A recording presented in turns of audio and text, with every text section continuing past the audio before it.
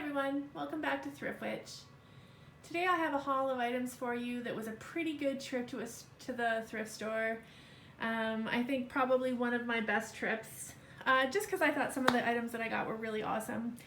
And it seemed like every section I went to there was something that I wanted to have. The first item here is some sort of a lamp item, and it's definitely older. It's got an older cord on it and has this really interesting stringy decoration. Pretty easy to tell that it's older, but I admit I didn't figure out what this was all on my own. It was my significant other that actually said, I think that's the base to a lava lamp. And he was right. It is the base to a lava lamp. It's actually the base to a 1960s, maybe early 70s lava lite, lava L-I-T-E lamp.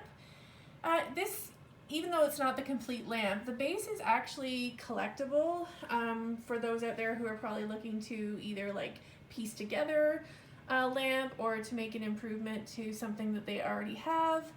But because it's such a specific item, I'm probably going to be throwing this up on Etsy or eBay for sale because it's just not something really that people are out walking around in an antique store looking for, but more something that they'd be looking for maybe on eBay.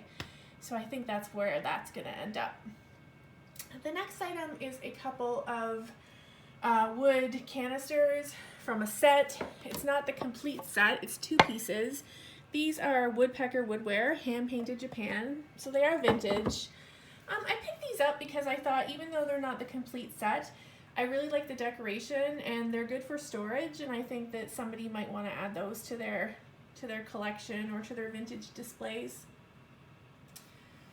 Next is this vintage, like I'm gonna say 70s tapestry wall hanging or pillowcase, and I know it's a pillowcase because the bottom actually opens up for you to put a pillow in.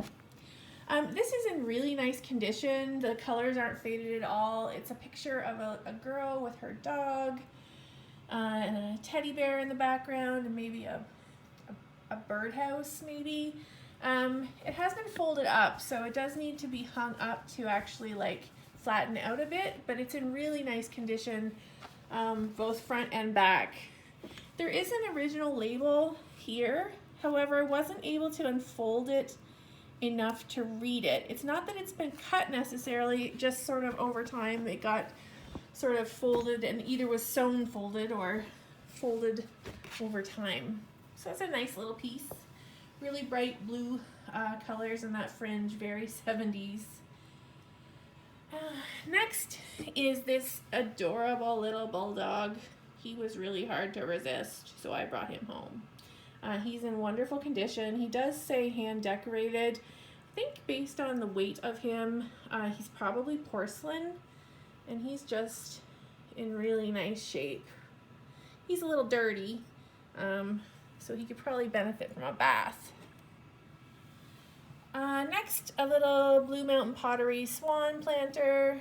Nothing too special, but nice form. This little puppy, he's unmarked. He's a bit heavier. I thought he was sweet. Animal figurines sell really well in the antique booth.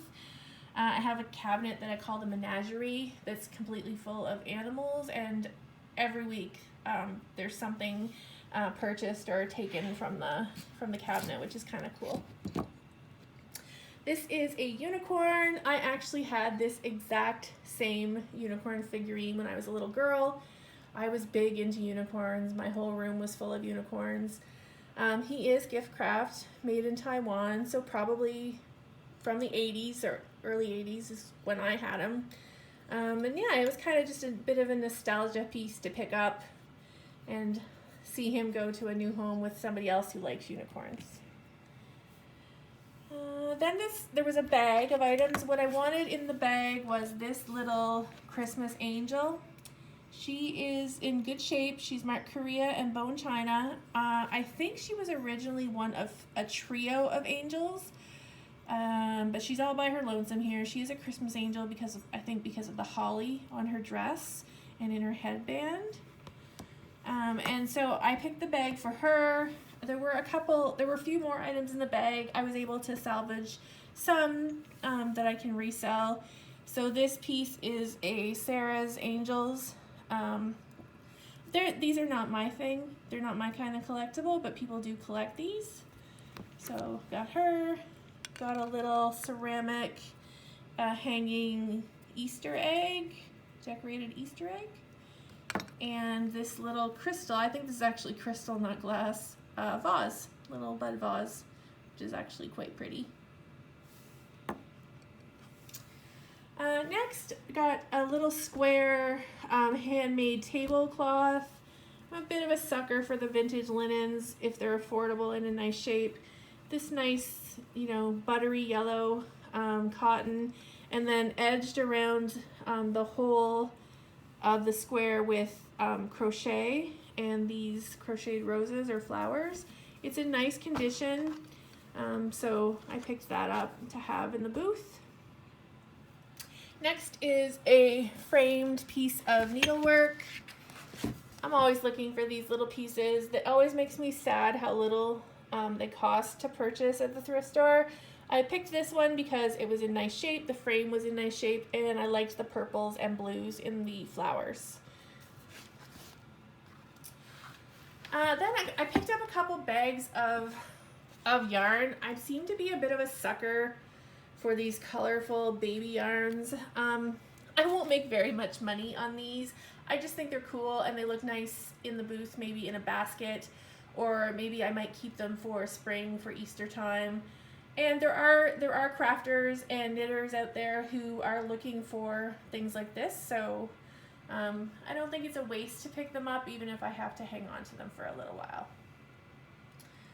Next is funky looking piece of wall art. I think this is probably like a tourist piece, maybe picked up when someone was on vacation, like in Mexico or in the Caribbean. I just thought it was kind of cool. It might actually be made from a coconut shell, but I'm not 100% sure. I just thought he'd be kind of cool for maybe for Halloween for someone. And he was only a couple bucks, so I picked him up. Speaking of tourist wares, this is definitely something that you see as something that came back from Florida when families went on vacation.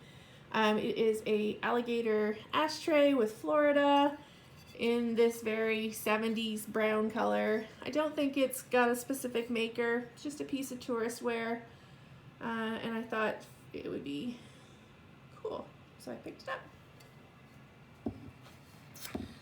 Next is another Japan piece.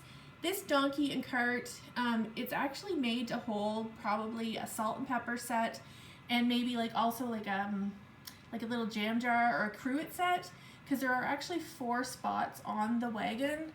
Unfortunately, none of those were included with it, but the wagon and the donkey are just in really amazing condition. It is a piece of Shafford, Japan. And I just thought, you know, there probably is someone like a salt and pepper collector out there who might have salt and peppers that would fit nicely in this, or even the, you know, part of the set, or they might have the set but the donkey's broken, so I just sort of couldn't leave him behind. I think he's pretty cute with his little hat. This item was a bit of a head scratcher when I picked it up. So I do know a little bit about older stoneware. I do have a few pieces of stoneware in the house. There's a crock, butter churn crock over there. There's another crock over there. And there's a few more here. I was pretty sure that this was an older piece of stoneware based on its construction and its decoration. This glaze, I've heard the term, it's like Rockingham style or Bennington style glaze. I am not saying this jar was made by Rockingham or Bennington. That's often how people refer to this brown mottled looking glaze. So what this is, I believe, is actually a tobacco jar. So it is a tobacco humidor, I think is the right, like a cigar humidor, tobacco humidor. And this is actually a candle finial, and it really is meant to hold a candle. I was able to find a very similar looking one that had a bit more decoration on the barrel, so a bit more ribbing through the whole height of the barrel. But this was sitting on the shelf in the thrift store in the kitchen section, and it's probably, like, I don't know my stoneware aging, but I don't think this is older than 1900. That's just a wild guess, but it's certainly an older piece of stoneware. I don't know that there's any way to attribute it to a specific maker. Just the form, I think I am correct in saying it is a tobacco jar. So I thought that was a really cool find, and I'm probably going to part with it. I think it will make a nice addition to the antique booth. Next there were two things I really thought were awesome when I picked them up, and you might have seen the previews of these on my Instagram. This pair of vintage lamps with shades. These shades are just awesome, and they're in perfect condition. They're not dented, they're not torn. They've got this amazing gold and black speckle decoration. And then the bases are metal and amber glass with wood feet. They both work. They're in great shape. I saw them sitting on the shelf, and first I thought, well, those are huge, I'm not putting those in the cart. And then I thought, that's silly, Carrie, just put them in the cart. So I did, and now they're here. And they'll be making their way to Perth to be featured in the Thrift Witch booth. And then the other thing I got, which I thought was awesome, which you've been able to see in the video because they're hard to hide, are these Halloween blow molds. We have this, I think it's a raccoon because of the play off of the mask. I don't think it's a bear, but it could be a bear. He's holding a pumpkin. He's in nice shape. I did look him up. I think he's 90s.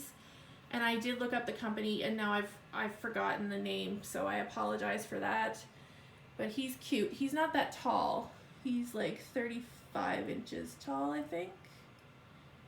Maybe not that tall. He's smaller. And then the other one is this, also a vintage Halloween blow mold of pumpkin. And I saw this one as well when I looked it up. Some people said it was like a scarecrow, sort of like a pumpkin scarecrow or a pumpkin man. I don't know that he necessarily looks like a pumpkin scarecrow, but he definitely looks like a pumpkin person. And he's a little bit bigger than the other guy. Both in great shape, good color. I'd say that our little robber friend here is a little bit faded on the top, like the orange seems a wee bit faded, but there's no damage or chips. They both have their original cords, and I think they're going to be great items for Halloween.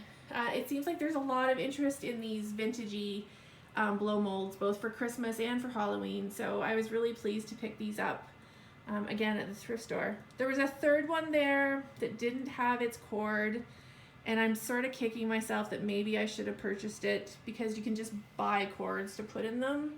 But I also had all of this stuff already in the cart, and I had to carry this guy. So I can't imagine I would have been able to really, I mean, that's why people get 2 carts. So, you know, next time. Anyway, so that's it for this haul. It felt like a lot more stuff when it was jammed in the cart, but I'm really happy with all the items we got. And I think because no cats showed up to say hello, maybe we'll close out this video with this little guy. Thanks for watching, everyone.